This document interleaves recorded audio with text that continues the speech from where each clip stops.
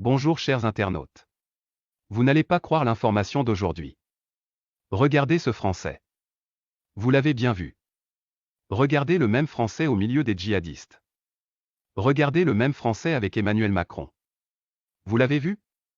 Regardez-le avec les généraux de l'armée française. C'est lui qui fournit les armes aux djihadistes, c'est lui qui donne toujours la position de l'armée malienne, c'est lui qui transporte l'or de l'Afrique vers l'Europe. C'est lui qui est l'espion redoutable dont on vous a parlé il y a bien longtemps. Il se nomme Bernard-Henri Lévy. C'est un espion français le plus grand, mais il se promène partout avec le nom écrivain, ou philosophe ou journaliste, Bernard-Henri Lévy. On le surnomme même BHL, né le 5 novembre 1948. On vous dira même souvent qu'il est un acteur.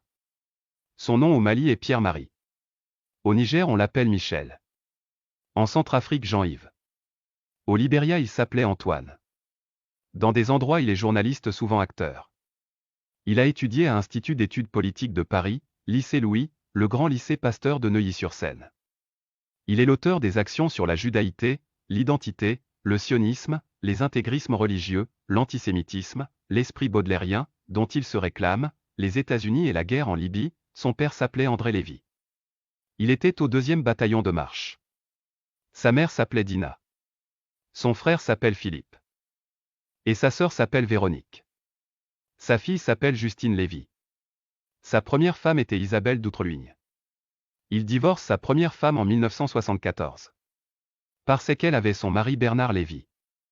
L'espion français a démasqué des dealers de drogue. Quand elle a su que son mari l'avait exploité, elle a divorcé. Le 9 mai 1980, il marie Sylvie Bouscasse. Elle était membre d'un réseau de trafic d'armes, et François Mitterrand lui avait demandé d'espionner la bonne dame. Il l'a mariée et le président Mitterrand était le témoin du mariage. Ils ont eu un fils nommé Antonin Balthazar Solal. En 1984, après avoir reçu sa mission, il l'a divorcée. En 19 juin 1993, il se marie avec une actrice nommée Arielle Dombal. Sa mission était de rentrer dans un réseau de blanchissement d'argent. Il réussit la mission. Sous Nicolas Sarkozy, il réussit la mission de la Libye et de la Côte d'Ivoire. Il a permis d'arrêter le président ivoirien Laurent Gbagbo, et il a permis la mort de Kadhafi de la Libye.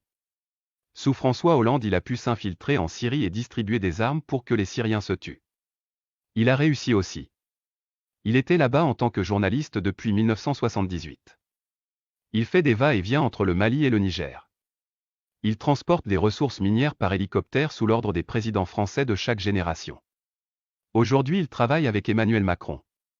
Méfiez-vous des Français espions. Emmanuel Macron osera venir au Mali avec le dévoilement de ce visage? Il est vrai homme fort de la sécurité d'État français.